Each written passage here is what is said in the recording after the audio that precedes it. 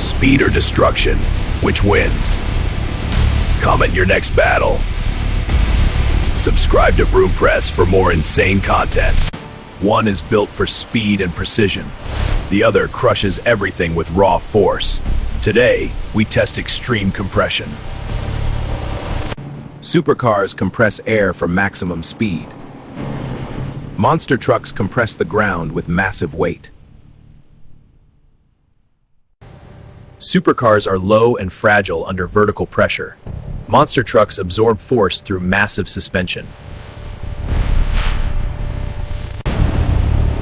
Under extreme vertical load, the supercar begins to fail.